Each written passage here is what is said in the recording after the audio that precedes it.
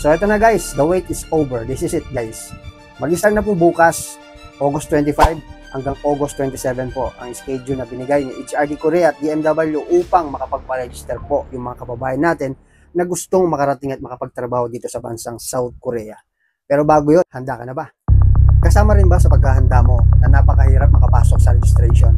So ganito na lang, dito ko na lang uumpisahan. Siguro alam nyo na kahit na gaano pa kayo kagaling sa pagsasalita ng lengguwahe ng mga Korean o ilang beses ka pang nag-aral sa isang legit na KLC, wala kang guarantee o assurance na makakausad ka sa registration.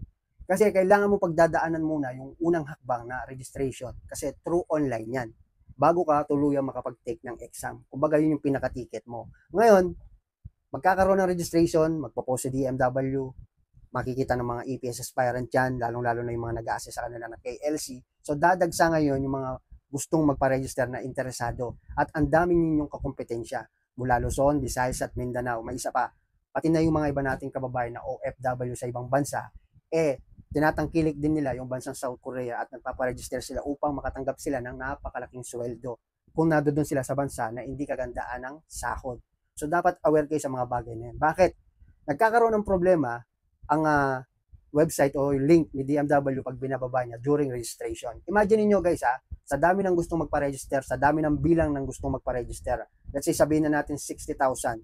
Kasi recently sa previous na nagdaang mga registration, hindi yan bababa sa 30,000 na katao. Pero ang hinihingi lang ng quota ni DMW nasa mga around 3,000, laging 2,500, laging 1,500. Ganun lang yung amount na quota nila versus sa dami ng gustong magpa-register. Kaya naman, during the day na ibababa ni DMW yung link, sa dami ng gustong magpa-register, doon nagkakaroon ng technical problem ang website, yung link ng DMW na binababa nila, which is kung saan kayo dapat magpapa-register. Kasi isang bugso yan biglaan So, nangyayari, nagka-crash. So, naka-cancel o di naman kaya nasususpend yung oras ng pagpaparegister, pinapaliban nila ng isang oras, 1 to 3 hours. Ang kayong magulat kung bakit maraming hindi nakakapasok sa registration.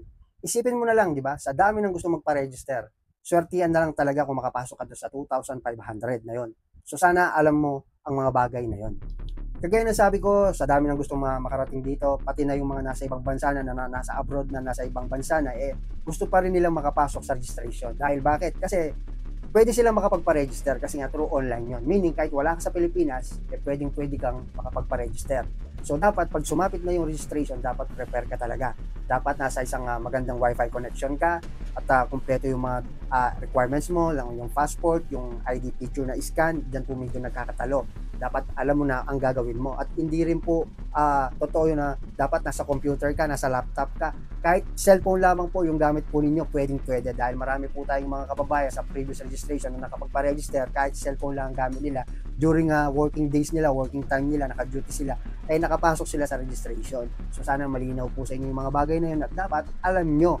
Nag-KLC ka naman, wag mong iasa sa KLC na pinag-enrollan mo, yung pagpaparegister. Kailangan tinuturuan kayo kung paano ang tamang diskarte during registration. Minsan kasi may mga KLC na 5 o 10 computer lamang po ang ginagamit nila pero yung estudyante nila napakadami. Minsan nasa 60 sila o 70 o 50 pataas. Kaya naman, siyempre, ihintayin muna nilang matapos yung nauna sa kanila bago sila susunod. Kaya nangyayari, malaki ang percentage na hindi nakakapagpa-register po yung iba. Lalo-lalo na yung mga yan kasi nagbayad sila ng napakamahal para lamang sa KLC na yan at kasama na din yung pag-a-assist po sa kanila. Kaya if I were you, gumawa ka ng sarili mong diskarte kahit sa cellphone man lang, makapagpaparegister. At saka dapat malinaw sa'yo na ang pinapasok mo hindi ganun kadali. Dahil talagang napakadami mo pa pagdadaan mo sa registration. Yan ang hindi alam ng iba. Akala ng iba ganun lang kasi mag-apply dito at makarating dito sa South Korea. So hindi po, maling-mali po yun. Ang dami mo pang pagdadaanan. Pero bago ka makausad doon sa exam, bago ka makapag-take ng exam, yan muna dapat ang isipin mo. Mag-focus ka muna dyan sa registration. Huwag mo muna isipin yung exam mo. One step, one at a time. Lalo-lalo na siyempre, huwag mo muna isipin yung laki ng sahod dito, brother. Ang isipin mo muna yung gastos. Siyempre, kakakibat na ng pag-apply mo ng pag-asikaso mo ng mga requirements, gastos. So, kailangan well prepared ka sa bagay na yan. Dahil kasama na yan sa pag-abot ng mga pangarap natin. Sabi nga ng iba, ang pagtitik daw ng EPS topic exam ngayon para na rin magtitik ng bar exam sa Pilipinas. Ganun po kahirap ngayon. Kaya good luck sa mga kapatid natin dyan na magpapa-register bukas hanggang 27. So sana makapasok kayo sa 2,500 na quota ni DMW. At sa mga hindi naman nakapasok, talagang ganyan ang buhay. Parang sugal yan, di ba? So, kailangan mo munang tumaya bago ka manalo. So, may nananalo, may natatalo, di ba? Swertihan lang talaga kung para sa'yo yan. So, marami pa naman pagkakataon kung bata pa kayo na hindi makapasok sa registration. Kaya lagi ko sinasabi sa inyo, when the time is right, the Lord will make it happen. Yun na lang ang lagi niyong isip kasi mas alam ng nasa taas mo ano yung makakabuti para sa atin. Di ba? Pero, kahit ganun pa man, siyempre huwag kayong tumigil sa pag-abot ng mga pangarap niyo. Marahil wala rin na makapasok sa registration at tuloy ang makapag-take ng exam. Yung iba naman, hindi aabot sa quota dahil napakabilis talaga. Minsan 2 minutes lang o wala pang 2 minutes, isang kurap mo lang, finish na ang slot ng registration, ganun siya kabilis. Ang ibig sabihin lang nun, ganun kaseryoso yung mga kababayan natin na makarating doon sa South Korea, napakalaki ng competition. Kaya naman mas dapat galingan nyo dahil first come first serve yan talaga. Paunahan talaga ang registration para makapasok sa slot. At kailangan siyempre, hindi lang basta pabilisan, kailangan talaga binabasa mo yung inilalagay mong info doon kasi yung minsan yung typo, yung error na nailalagay yung pangalan, mali yung spelling. So, parang ano yan, i-check pa kasi nila yun, magkaka-disqualification ka doon kapag wrong spelling yung pangalan mo.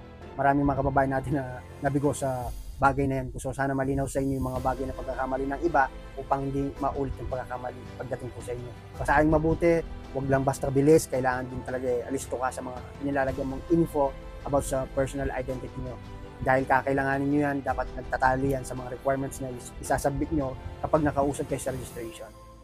So yun lang, galingan nyo. Good luck sa inyo lahat at gusto ko lang pong congratulate advance sa mga makakapagpa-register, sa mga hindi naman makakapagpa-register. May pang next na registration na para sa inyo. Hindi yan natatapos ang pagkukorea. So kailangan ang pinaka number 1 dyan na lesson na pwede kong i-advise sa inyo, alamin nyo yung mga pagkakamali ng iba. Nang sa ganun, matuto kayo sa pagkakamali nila kung hindi pa kayo ganun kahanda ka ready dahil baka in the future magamit nyo po yun. Kailangan mo muna magkamali para matuto ka. Kasi pag hindi ka nagkamali, hindi ka magbabago. Pag hindi ka nagbago, hindi ka matututo. Parang ganun lang po yun. Tuto tayo sa pagkakamali natin at sa pagkakamali na rin ng iba. Nang sa ganun, pagdating ng araw, masabi natin na prepared na po tayo at handa na tayo upang tahakin ng pagkukorea. So well, that's it. See you soon in South Korea. So good luck mga kababayan natin. Wish you all the luck, guys.